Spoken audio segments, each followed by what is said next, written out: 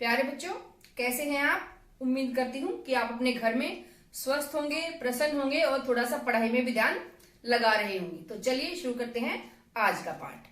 भाषा के बारे में बात कर रहे हैं हम, हिंदी भाषा के बारे में, और हिंदी भाषा का हम ज्ञान प्राप्त कर रहे हैं। पिछली वीडियो में हमने भाषा के बारे में बहुत सारी बातें की हैं, तो उसी क्रम में आगे चलते हैं और आज हम बात करते हैं संधि के बारे में। संधि, प्यारे बच्चों, संधि का अर्थ है जोड़ना अथवा मिलना या मिलाना। ठीक है। संधि की परिभाषा, दो समीपवर्ती, समीपवर्ती का मतलब है पास पास वाले जो वर्ण हैं। वर्ण का मैंने आपको बताया था कि जो भाषा की सबसे छोटी इकाई है उसको हम वर्ण कहते हैं। तो जो दो समीपवर्ती जो पास पास वाले वर्ण हैं और आपस में मिलते हैं और उनके मिलने से जो विकार या परिवर्तन होता है उसे हम संधि कहते हैं। प्यारे बच्चों, हिंदी भाषा में दो शब्द मिलने से समास बनता है हमारा, ठीक है, और उपसर्ग और प्रत्यय जोड़ने से भी हमारे नए शब्द बनते हैं। लेकिन उनमें और संधि में बहुत बड़ा एक अंतर है। वहां पर भी नए शब्द बनते हैं और यहाँ पर भी नए शब्द बनते हैं, परंतु संधि में एक मुख्य अंतर यह है कि यहाँ पर वर्णों का मेल होता है। जो हमारी भाषा की सबसे छोटी इकाई है वर्ण, उसका मेल होता है। समास में दो शब्दों का मेल होता है और उपसर्ग और प्रत्यय वे दो शब्दांश हैं, उनके मिलने से नया शब्द हमारा बनता है। तो इस बात का पूरा हमें ध्यान रखना है। तो चलिए शुरू करते हैं। संधि, संधि का अर्थ आपको समझ में आ गया, मिलना या जोड़ना। ठीक है। तो संधि के भेद, भेद का अर्थ है प्रकार। संधि के हमारे तीन प्रकार हैं। तीन प्रकार क्यों है? क्योंकि हमने हिंदी भाषा की जो वर्णमाला है वो पढ़ी थी और हमने देखा था कि जो हिंदी भाषा की वर्णमाला है उसके हमारे तीन भाग हैं, स्वर, व्यंजन और विसर्ग। जो विसर्ग ध्वनि है हमारी, उसको हमने संस्कृत भाषा से लिया है। जैसा कि आपको पता है कि हिंदी भाषा हमारी संस्कृत से ही बनी है, इसलिए संस्कृत के वे शब्द जो तत्सम रूप में हमारे सामने आते हैं, जो संस्कृत से वैसे के वैसे हिंदी भाषा में आ गए हैं, वहां पर हम विसर्ग शब्दों को भी लेते हैं और वहां पर ये संधि हमारी होती है।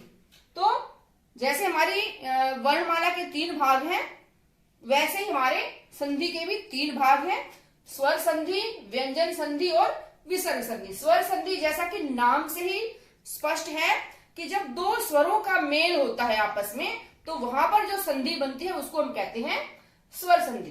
प्यारे बच्चों, संधि एक बहुत महत्वपूर्ण टॉपिक है, बहुत ही ज्यादा, और इसमें से बहुत सारे प्रश्न हमारी प्रतियोगी परीक्षाओं में आते हैं। और संधि में भी तीनों भागों में से भी सबसे ज्यादा महत्वपूर्ण है स्वर संधि, और स्वर संधि में से बहुत सारे प्रश्न हमारे आते हैं। इसलिए बिल्कुल ध्यान से पढ़ेंगे और आराम से चलेंगे, सारी बातें आपको अच्छे से स्पष्ट होनी चाहिए। ठीक है। तो चलते हैं स्वर संधि। स्वर संधि के हमारे 5 भेद हैं या प्रकार हैं, या ये भी कह सकते हैं कि स्वर संधि के हमारे 5 प्रकार के नियम हैं। और ये छोटे छोटे नियम हैं, मैथ की तरह ही हमें इन नियमों को याद करना पड़ेगा, थोड़ा सा समझना पड़ेगा। उदाहरणों के साथ हम देखेंगे तो हमें बिल्कुल अच्छे से स्पष्ट हो जाएंगे। तो संधि में हमारे 5 भाग हैं, दीर्घ संधि, गुण संधि, वृद्धि संधि, यण संधि, अयादि संधि। प्यारे बच्चों, एक बात मैं आपको जरूर कहना चाहूंगी, जब हम पढ़ते हैं, हिंदी हमारी मातृभाषा है, हिंदी भाषी प्रदेश में हम रहते हैं, तो हम हिंदी भाषा को बड़े हल्के में ले लेते हैं। हल्के में लेने का अर्थ है कि इस पर हम ज्यादा ध्यान नहीं देते हैं और इसकी हम ज्यादा तैयारी नहीं करते हैं, ज्यादा इसको हम पढ़ते नहीं है, क्योंकि हमें लगता है कि हम हिंदी भाषी प्रदेश में रहने वाले हैं और हिंदी तो हमें अच्छे से आती है। लेकिन ऐसा नहीं है बच्चों, हिंदी भाषी प्रदेश में रहते हैं हम, हिंदी हमारी मातृभाषा है, परंतु हिंदी इतनी आसान भी नहीं है कि उसको बिल्कुल पढ़ा ही ना जाए, उसको हल्के में लिया जाए, ऐसा नहीं है। आप बिल्कुल इन नियमों को थोड़ा थोड़ा ध्यान से पढ़ेंगे तो आपको सारी बातें बिल्कुल स्पष्ट हो जाएंगी, लेकिन पढ़ना आपको जरूर पड़ेगा। ठीक है। तो धीरे धीरे हम पढ़ते रहेंगे और हिंदी भाषा का अच्छा सा ज्ञान हम प्राप्त कर लेंगे। तो चलिए स्वर संधि के सारे भेद को अच्छे से हम देखते हैं। स्वर संधि का सबसे पहला भाग है हमारा दीर्घ संधि। दीर्घ का अर्थ हमने बताया था, आपको पहले भी बताया था जब हमने स्वर के प्रकार बताए थे, ह्रस्व स्वर, दीर्घ स्वर और प्लुत, वहां पर भी बताया था। दीर्घ का अर्थ है बड़ा या ज्यादा, अधिक, ठीक है। तो यहाँ पर दीर्घ संधि, इसका एक छोटा सा नियम है, अ में आ जोड़ेंगे तो बनेगा आ, ई में ई जोड़ेंगे तो बनेगी ई, ऊ में ऊ जोड़ेंगे तो बनेगा ऊ, री में री जोड़ेंगे तो बनेगा री, ठीक है बच्चों। इसका एक सिंपल सा नियम है, 1 जमा 1 बराबर 1, 1 जमा 1 बराबर 1। उसको मैं आपको लिखकर भी दिखा देती हूं, अभी लिख के बता देती हूं आपको। 1 जमा 1 बराबर 1, छोटा सा नियम है ये, इसका हमने ध्यान रखना है। ये आप सोचेंगे कि 1 जमा 1 ही कैसे हो गया, तो अभी समझाती हूं आपको। इसका मतलब है बच्चों, यदि हम इनको एक परिवार माने या एक समूह माने या एक ग्रुप माने, ए और आ एक ही परिवार के माने हम, छोटा और बड़ा, ऐसे ही ई और ई इनको एक परिवार माने, ऊ और ऊ इसको एक वर्ग माने, इसको एक वर्ग माने, तो एक वर्ग में उसी का दूसरा भाग जुड़ता है तो वही हमारा रहता है। मतलब ए स्वर में ए का ही भाग जुड़ता है, ए जैसा ही, तो ए ही रहेगा, ठीक है। ऐसे ही ई में ई जुड़ेगा तो ई ही रहेगा, यानी एक में एक जुड़ेगा तो एक ही हमारा रहेगा। उदाहरणों के द्वारा हम इस बात को अच्छे से समझ लेते हैं। यदि ए में ए जुड़ेगा तो आ रहेगा, और ए में आ जुड़ेगा तो भी हमारा आ रहेगा, और आ में ए जुड़ेगा तो भी हमारा आ बनेगा, और आ में आ जुड़ेगा तो भी हमारा आ बनेगा। जब हम नियम बताते हैं तो हमें थोड़ा सा कठिन लगता है, लेकिन जब हम उदाहरण देखते हैं तो बिल्कुल सारी बातें एकदम से स्पष्ट हो जाती हैं। तो चलिए उदाहरण देख लेते हैं। ए जमा ए बराबर आ, परम जमा अणु बना हमारा परमाणु। इसमें एक बात ध्यान देने योग्य है बच्चों, जब हम संधि करते हैं तो उसमें हमारे स्वर संधि है ये, तो स्वरों का ही मेल है, स्वरों की ही संधि है। तो यहाँ पर हमने इस बात का ध्यान देना है कि जो प्रथम शब्द है उसका अंतिम स्वर देखना है, और द्वितीय जो हमारा शब्द है उसका प्रथम स्वर हमने देखना है, और इन्हीं में जो विकार है, जो परिवर्तन है, यहीं पर होगा। जो पहला शब्द है और इसका जो पीछे का भाग है ये ऐसे ही रहेंगे, इनमें कोई परिवर्तन नहीं होगा, ना ही इनकी मात्रा में, ना ही इनके बोलने में किसी प्रकार का परिवर्तन नहीं होगा। जो परिवर्तन होगा सिर्फ इन बीच के ही स्वरों में ही परिवर्तन होगा। अगर हम इस शब्द में देखें तो परम जमा अणु, यहाँ पर हम देखते हैं मर, जैसा कि हमने आपको बताया था वर्णमाला के पाठ में कि सभी व्यंजनों में ए जो स्वर है वो जुड़ा होता है। तो यहाँ पर भी हमारा अंतिम जो इस शब्द का अंतिम स्वर क्या है, अ, और इस ए में हमने ये ए जोड़ा तो ए जमा ए हमारा बन गया यहाँ पर आ। यहाँ पर आप देखिए हमारा आ बन गया है परमाणु, ठीक है। ऐसे ही पर जमा अधीन, पर का मतलब होता है पराया, दूसरे के अधीन, दूसरे के अधीन, दूसरे के बंधन में पराधीन। ऐसे ही वेद जमा अंत वेदांत, ये ए और ए मिल गए हमारे, बन गया वेदांत, आ बन गया, दोनों का मिला के ए और ए मिला के बन गया हमारा आ। अब यहाँ पर आप देख लीजिए बहुत सारे हमने उदाहरण दिए हैं। प्यारे बच्चों, ज्यादा से ज्यादा उदाहरण इसीलिए दिए हैं कि ज्यादा से ज्यादा शब्द आपकी आंखों के सामने आएंगे, ज्यादा से ज्यादा शब्दों को आप पढ़ेंगे तो आपको उतने ही ज्यादा अच्छे से याद हो जाएंगे। और यहाँ पर एक बात और ध्यान देने योग्य है कि आपने इस शब्द को भी देखना है और इस विग्रह को भी देखना है। परीक्षाओं में इधर से भी प्रश्न आते हैं और इधर से भी आते हैं। जैसे परमार्थ शब्द लिख दिया कि परमार्थ शब्द में कौन सी संधि है ये बताइए, या ये भी लिख सकते हैं कि परमार्थ शब्द का जो विग्रह करके बताइए कि कौन कौन से शब्दों को मिलाकर ये बना है। कई ऑप्शन दे देते हैं विकल्प और उनमें से एक को हमने चुनना होता है। तो यहाँ पर भी हमने ध्यान देना कि किन किन शब्दों को जोड़कर हमारा नया शब्द बना है। ऐसे ही हमारा है स्व जमा अर्थ स्वार्थ मुर जमा अरि मुरारी। इस शब्द से एक बात याद आती है बच्चों, अरि का मतलब होता है दुश्मन या शत्रु। मुर एक व्यक्ति था जो श्री कृष्ण का शत्रु था, दुश्मन था, और इसीलिए श्री कृष्ण का एक नाम मुरारी भी हम कहते हैं। मुरारी का अर्थ है मुरा का शत्रु, मुर का शत्रु। और यहाँ पर ध्यान देने योग्य बात है कि री में छोटी ई की मात्रा लगती है। बहुत जगह हम देखते हैं कि यहाँ पर हम बड़ी ई की मात्रा लगा देते हैं, जो कि गलत है। यहाँ पर छोटी ई की मात्रा ही रहेगी, क्योंकि अरि शब्द में छोटी ई की मात्रा ही रहती है। और जैसा कि मैंने अभी बताया कि इसके आगे वाले भाग में और इसके पीछे वाले भाग में कोई परिवर्तन नहीं होता है। अगला शब्द हमारा धर्म जमा अर्थ धर्मार्थ, परम जमा अर्थ परमार्थ, अन्य जमा अन्य अन्यान्य।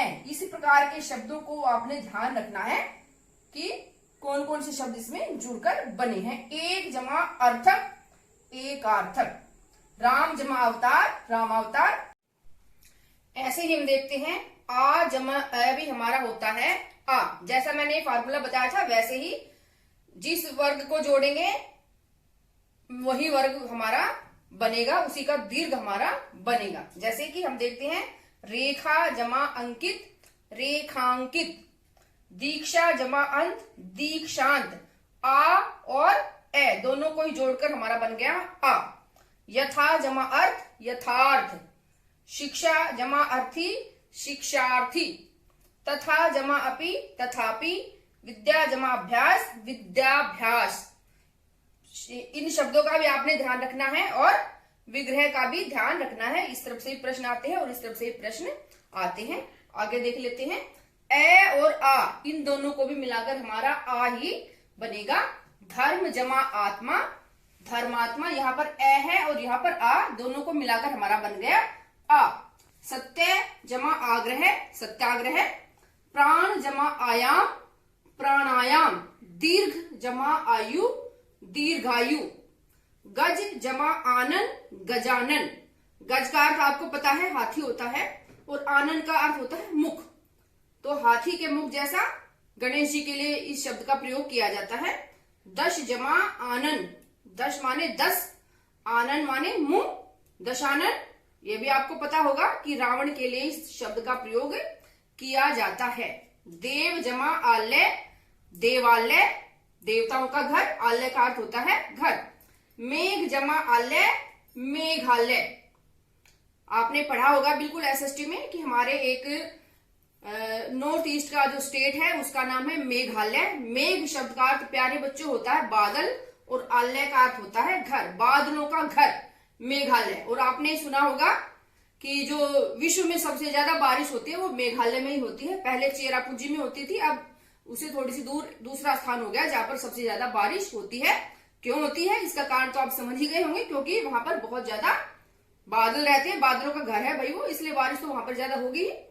अगला है हमारा शुभ जमा आरंभ, अ जमा आ, हमारा यहाँ पर बन गया आ शुभारंभ। शाक जमा आहारी शाकाहारी, इसके बारे में आपको पता होगा। शाक माने हरी पत्तेदार सब्जियां खाने वाले और आहारी माने आहार खाने वाले, उन सबको हम कहते हैं शाकाहारी। ऐसे ही इसमें 2-4 उदाहरण और मैं बता देती हूं आपको। आ जमा आ बनेगा हमारा आ।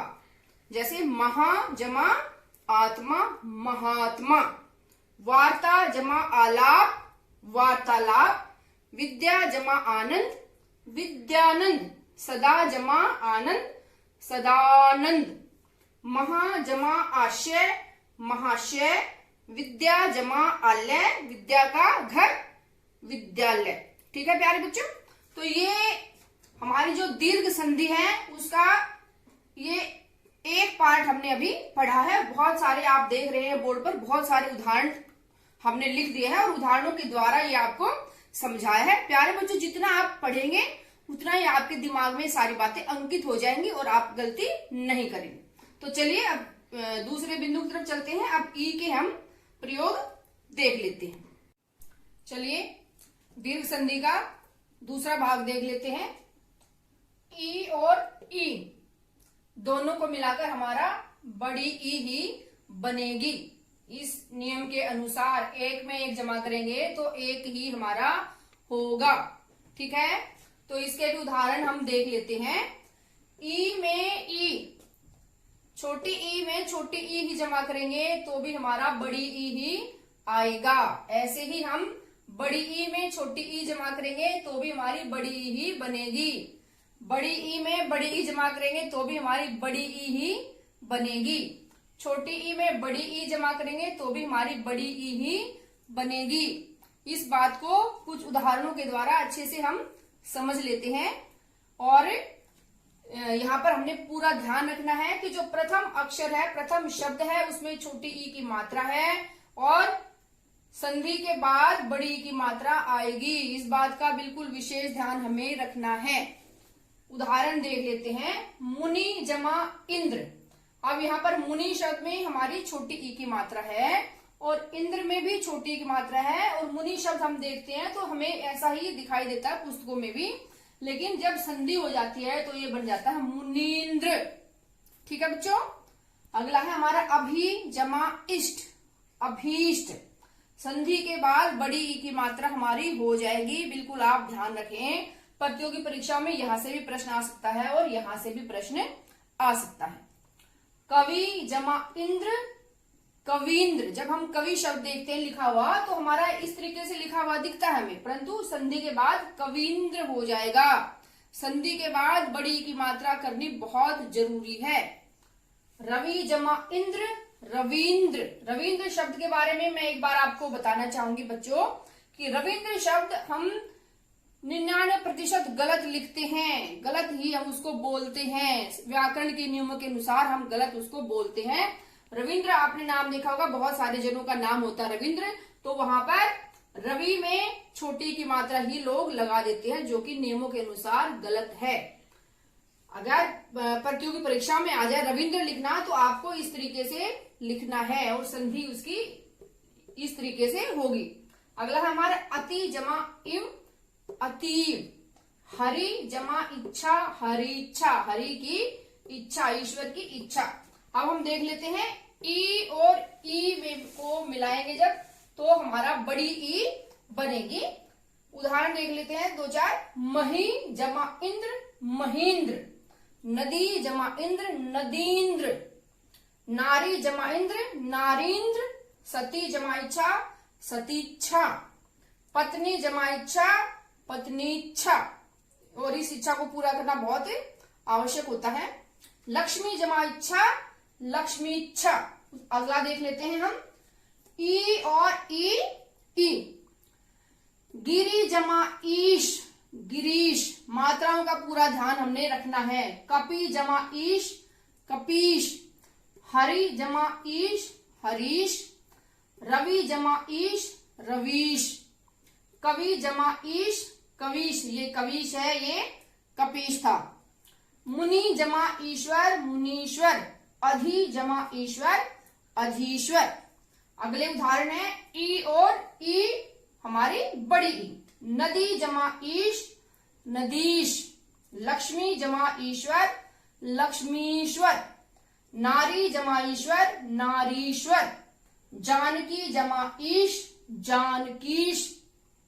मही जमा ईश, महीश। रजनी जमा ईश, रजनीश। प्यारे बच्चों, दीर्घ संधि में हमारा ये ई की मात्रा से बनने वाले कुछ शब्द थे और ज्यादा से ज्यादा मैं शब्द ले रही हूं जिससे आपकी अच्छी सी प्रैक्टिस हो जाए। तो चलिए अब देखते हैं हम ऊ और री के शब्द प्रयोग। ई के बाद ऊ को भी देख लेते हैं। ऊ के भी वही नियम है हमारे, आ और ई वाले ही। छोटा ऊ मिलेगा तो भी बनेगा हमारा ऊ।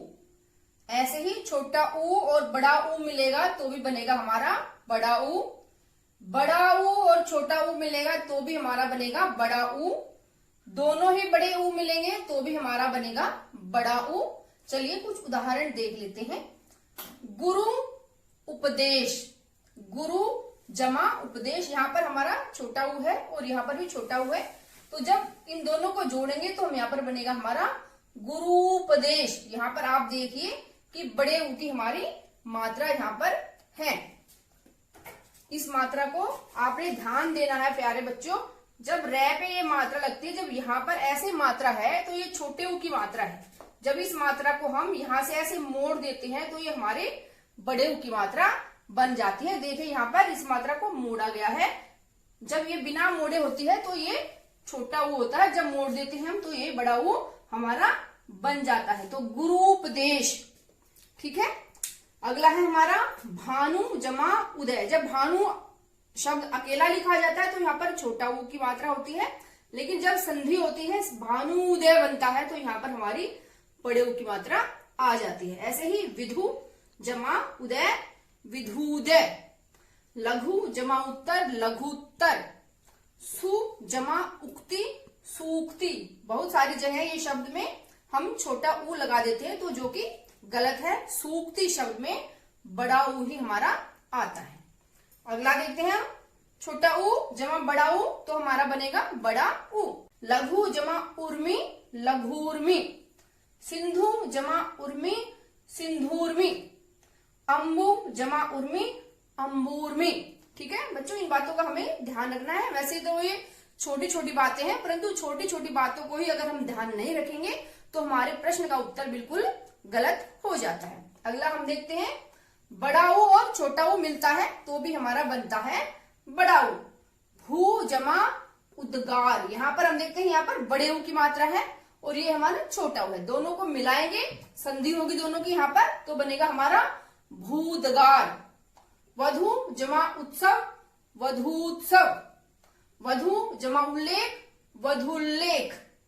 ऐसे ही हमारा बड़ाऊ और बड़ाऊ दोनों मिलेंगे तो हमारा बन गया बड़ाऊ। देखते हैं हम, भू जमा ऊर्जा भूर्जा, ठीक है, भू भूमि की ऊर्जा। वधु जमा उर्मी वधूर्मी। मैंने आपको पहले ही बताया था कि आगे वाले शब्द में और पीछे वाले शब्द में कोई परिवर्तन नहीं होगा, जैसी मात्रा वैसी ही रहेगी।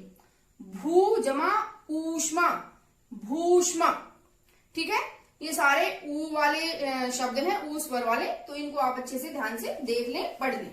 अगला प्यारे बच्चों, ये हमारा री का है।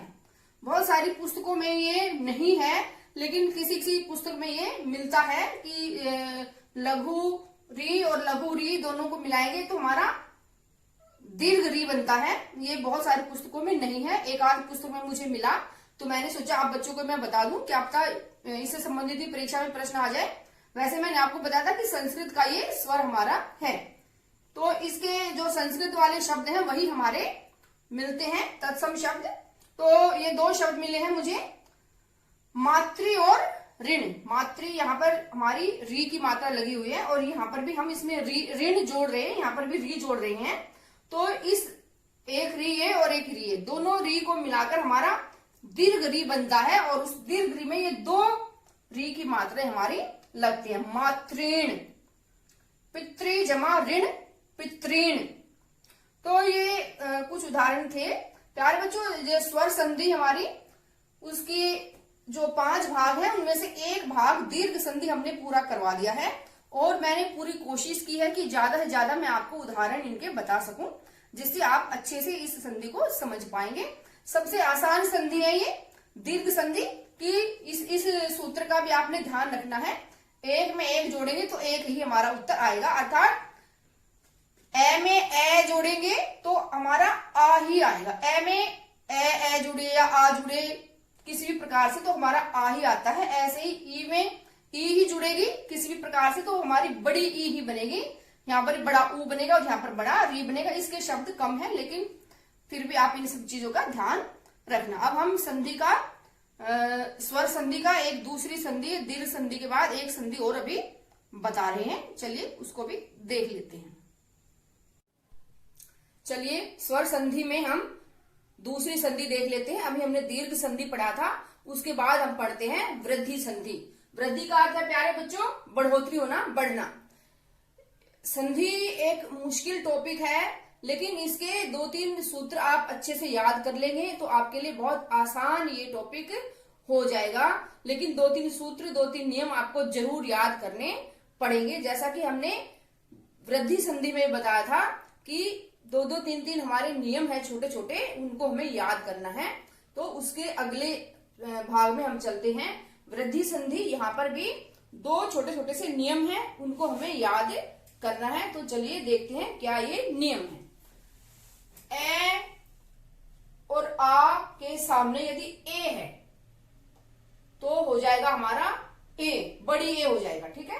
ऐसे ही ए और आ के सामने अगर हमारा ओ है तो वो औ हो जाएगा, ठीक है। ये दो सूत्र हैं, ये दो नियम है, ये हमें याद करने हैं। जैसे हम मैथ्स में याद करते हैं 2 + 2 = 4, तो वो याद करने ही हमें पड़ेंगे, ठीक है। अब इस सूत्र को हम अच्छे से उदाहरणों के द्वारा समझ लेते हैं, ठीक है। तो पहले हम देखते हैं, इन्हीं को विस्तार से देख रहे हैं हम। अ जमा ए, अभी हमने बताया ए या आ के सामने ए आ जाए तो हम पहले देख रहे हैं ए के सामने अगर ए आ जाए तो हमारा ए ही बड़ा बन जाएगा। जैसे हम देखते हैं शब्द हित जमा एशी, तो यहां पर आप देखें हित, यहां पर तय में ए जुड़ा हुआ, ए और ए, तो यहां पर हमारा शब्द बन गया हितेशी। क्या शब्द बना हमारा? हितेशी, ठीक है। छोटी ए के साथ भी बड़ी ए बन जाएगी और बड़ी ए के साथ भी बड़ी ए हमारी यहाँ पर बन जाएगी, ठीक है। हित जमा एशी हितैषी, ठीक है। मत जमा एक के, मत जमा एक के, यहाँ पर हमारा अ है और यहाँ हमारी बड़ी ए है, तो दोनों को मिलाकर हमारा बड़ी ए ही बन जाएगा, मतैक्य, ठीक है। ऐसे ही हम देखें आ में ए मिलेगा तो बनेगा हमारा ए, ठीक है बच्चों। तथा जमा एव, यहां पर आ है और ये हमारी ए, तथा जमा ए, तो आ और ए मिलकर हमारा बना बड़ी ए, तथैव, क्या बन गया? तथैव। यथा जमा एव यथैव, सदा जमा एव सदैव। इन शब्दों पर भी ध्यान देना है और इनके विग्रह पर भी हमें ध्यान देना है। ऐसे ही हम देखते हैं आ जमा ए तो हमारी बड़ी ए ही बनेगा। रमा जमा ऐश्वर्य, यहाँ पर आ है और यहाँ पर बड़ी ए है, तो बड़ी ए ही हमारा बन जाएगा। दोनों को मिलाएंगे तो हमारा नया शब्द बन गया रमेश्वर्य। क्या बना? रमेश्वर्य। राजा जमा ऐश्वर्य राजैश्वर्य, ठीक है। महा जमा ऐश्वर्य महेश्वर्य। अगला देखते हैं हम ए जमा ओ, ए में हमने ओ को मिलाया तो हमारा बन गया औ, ठीक है। वन जमा औषधि, यहाँ पर हमारा वन है, ए है और यहाँ ओ, दोनों को मिलाकर हमारा औ बन गया वनौषधि। दोनों की संधि होने से हमारा क्या बना? वनौषधि, ठीक है। परम जमा ओज, ए ओ औ, परमोज। क्या बना हमारा शब्द? परमोज, ठीक है। जल जमा औध जलोध। दंत जमा ओष्ठ, ये शब्द से तो हम परिचित हैं, हमने व्यंजन के उच्चारण स्थान में पढ़ा था। दंत जमा ओष्ठ दंतोष्ठ। घृत ओदन, अ ओ औ, घृतोदन, ठीक है। अब देखते हैं आगे अ जमा औ तो बन गया हमारा औ। परम औषध, अ जमा औ औ, परमौषध, ठीक है। परम जमा औदार्य परमोदार्य। अगला आ जमा औ औ। महा औषधि महोषधि। महा जमा औषधि महोषधि। महा ओध महोध। महा औत्सुक्य महा औत्सुक्य महोत्सुक्य। आगे वाले शब्द में और पीछे वाले में कोई परिवर्तन नहीं होगा। ऐसे ही हम देखते हैं आ में ओ मिलेगा तो भी हमारा औ बनेगा। ये दो ही उदाहरण मिले इसके। महा जमा औज महोज। महा जमा ओजस्वी महोजस्वी। इसमें आ में ओ जुड़ा हुआ है। महा जमा औदार्य महोदार्य। प्यारे बच्चों, ये बड़ी मुश्किल से उदाहरण ढूंढ ढूंढ कर मैंने लिखे हैं। इन सभी उदाहरणों को आप अपनी कॉपी में लिख लें अच्छे से और इनको एक बार पढ़ लें। अभी तक हमने सिर्फ 2 संधि करी है। स्वर संधि के 2 भाग हमने किए हैं, दीर्घ संधि और वृद्धि संधि। दोनों ही संधियों को पहचानने का बड़ा एक आसान सा तरीका है।